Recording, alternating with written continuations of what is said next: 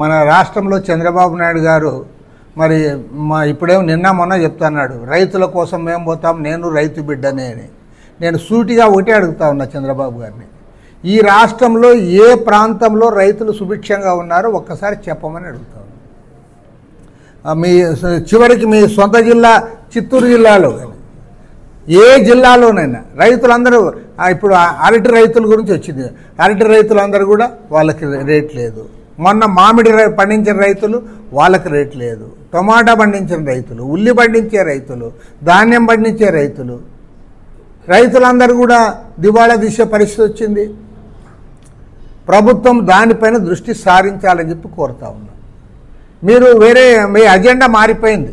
అధికారంలోకి రాకముందు మీ అజెండా ఒకటి ఉంది, సంక్షేమ అజెండా అన్నారు, కొన్ని సంక్షేమ కార్యక్రమాలు చేశారు, దాన్ని మేము కూడా వెల్కమ్ చెప్పాము. కానీ మీరు మీ అజెండా ఇప్పుడేమి మొత్తం ప్రైవేట్కి అప్పచెప్పాలి. నిన్న కూడా మళ్ళీ మీటింగ్ పెట్టి చెప్పాడు, మెడికల్ కాలేజీలు ఇస్తాము, 50 ఎకరాలు ఉంటుంది, 25 ఎకరాలు హాస్పిటల్ కడతాడు, 25 ఎకరాల కాలేజీ కట్టుకొని వాళ్ళంతా చేస్తారు. నేను ఒకటే అడుగుతా ఉన్నా, ఏ భారతదేశంలోనే, ఒక ఆంధ్రప్రదేశ్లోనే కాదు, భారతదేశంలో ఒక పెట్టుబడిదారుడు వచ్చి 100 కోట్లు 200 కోట్లు డబ్బులు పెట్టిన తర్వాత అతను పుణ్యానికి చేస్తాడా? చంద్రబాబు అంటాడు అంత తిమ్మిని బొమ్మని చేసేటట్లు చెప్తున్నాడు, ఇది 70% ఫ్రీగా ఇస్తారు, పలానా పెన్షన్ మందు ఉచితంగా ఇస్తాడు, సాడీని మాత్రం ఫ్రీగా ఇస్తాడు, ఇట్లాంటివన్నీ చెప్తున్నావు. అసలు వాళ్ళకి ఏం పట్టిందని నేను అడుగుతా ఉన్నా. తర్వాత వాళ్ళు మెడికల్ కాలేజీ పెట్టుకున్నారంటే అదొక రకం. గవర్నమెంట్ మెడికల్ కాలేజీని వాళ్ళకెందుకు అప్పచెప్తా ఉన్నావు? వాళ్ళు ఎందుకు సేవ చేస్తారు? వాళ్ళు సేవ చేయాలనుకుంటే నీ కాలేజీ ఎందుకు వాళ్ళే పెట్టుకుంటారు. కాబట్టి ఏమంటే క్లియర్గా కనపడతా ఉంది, ఇవాళ ప్రైవేట్ సంస్థలకు దోచిపెట్టడానికే మెడికల్ కాలేజీలు వాళ్ళకి అప్పచెప్తా ఉన్నాం. నువ్వు ఎన్ని మాటలు చెప్పినా దీన్ని మేము అంగీకరించాము. గవర్నమెంట్ నడపండి, తర్వాత గవర్నమెంట్ కంటే వాళ్ళు గొప్పగా నడుపుతారనేది కూడా తప్పు. చాలామందిలో ఆయన కూడా అదే అడిగాడు, మీకు ఆరోగ్యశ్రీ వద్దా, ప్రైవేట్ హాస్పిటల్లో మంచిగా ఉంటుంది. నేను అడుగుతా ఉన్నా, చంద్రబాబు నాయుడు ఇంటికి 5 కిలోమీటర్ల దూరంలో, 5 కిలోమీటర్లు కూడా ఉండదు, మా ఇంటికి అయితే 3 కిలోమీటర్లే, అక్కడ ఎయిమ్స్ ఉంది మంగళగిరి దగ్గర. మనది ప్రైవేటా ప్రభుత్వమా నేను అడుగుతా ఉన్నా. ఇవాళ ఎయిమ్స్కి పోయిన ప్రతి పేషెంట్ కూడా పొగుడుతూ వస్తూ ఉన్నాడు. మరి అది గవర్నమెంట్ది కాదా? అది గవర్నమెంట్ కాదా? అది ప్రైవేట్ సంస్థనా? దాన్ని ఆదర్శంగా తీసుకో.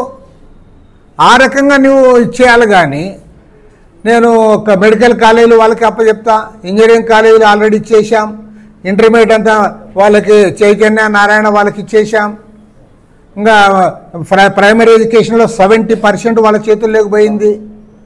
యూనివర్సిటీలు అన్నీ కూడా వాళ్ళ చేతుల్లోనే ఉన్నాయి. ఇప్పుడు మన యూనివర్సిటీలు అన్నీ బంద్ పెట్టారు. ఇక్కడ ఎవరు టీచర్స్ ఉండరు, స్టూడెంట్స్ చేరరు, ఎవరు ఉండరు. టూరిజం వాళ్ళ 22 వాళ్ళవి ఇవుంటే హోటల్స్, అవి కూడా ప్రైవేట్కి ఇస్తూ ఉన్నావు. టోటల్గా ప్రైవేటైజేషన్ చేసిన తర్వాత నువ్వు ఏమి పరిపాలన చేయాలనుకున్నావు చెప్పమని అడుగుతా ఉన్నా. పైగా నువ్వు కార్మికులను నిందిస్తూ ఉన్నావు. ఇవాళ భారతదేశంలోనే టాటా స్టీల్ కంటే కూడా బ్రాండ్ ఇమేజ్ ఉన్న స్టీల్ ఏదంటే వైజాగ్ స్టీల్. అది విశాఖ స్టీల్ అంటేనే బ్రాండ్ ఇమేజ్. వాళ్ళని అంటావు నువ్వు, వాళ్ళు పని చేయకుండా జీతాలు ఇస్తారా మీకు అంటావు. పని చేయకపోతే ఎవరు నువ్వు పోయి ఉత్పత్తి చేసావు, అక్కడ ఎవరు చేసావు? వాళ్ళకి అవార్డ్స్ ఎవరు ఇచ్చారు? నీవే చెప్పావు దాన్ని కాపాడే బాధ్యత నేను తీసుకుంటానని. ఇవాళ వాళ్ళు పని చేయరు అంటావు. పని చేయకపోతే వాళ్ళని కాపాడే బాధ్యత నీవెందుకు తీసుకున్నావు? ఆ 11,000 కోట్ల రూపాయలు ఎందుకు సెంట్రల్ గవర్నమెంట్ చిప్పించావు? కాబట్టి ఏమంటే చంద్రబాబు నాయుడు గారు పక్క రాంగ్ ట్రాక్ ఎక్కాడు. ప్రైవేటైజేషన్ వైపు ఆయన మొత్తం అడుగులు పడతా ఉన్నాయి. కానీ వాళ్ళు ప్రైవేట్ వాళ్ళు బాగా చేసినట్లు గవర్నమెంట్ కూడా ప్రైవేట్కి ఇచ్చేయండి. గవర్నమెంట్ మీరు నడిపేదేలా, గవర్నమెంట్ కూడా వాళ్ళే నడుపుతారు. కాబట్టి ఏమంటే దీన్ని పూర్తిగా ఖండిస్తూ ఉన్నాం. రాష్ట్ర వ్యాప్తంగానే కాదు, దేశవ్యాప్తంగా ఈ సమస్యలపైన ఇవాళ పోరాటానికి సమాయత్తమవుతూ ఉన్నాం. రేపు 24వ తేదీ ఢిల్లీలో మా పార్టీ జాతీయ కార్యదర్శి వర్గ సమావేశం జరుగుతూ ఉంది. 24 తర్వాత దేశవ్యాప్తంగా పోరాటాలకు ఇతర వామపక్షాలను ప్రజాతంత్ర పార్టీలతో కలిసి పెద్ద ఎత్తున ఉద్యమానికి సమాయత్తమవుతా ఉన్నాం.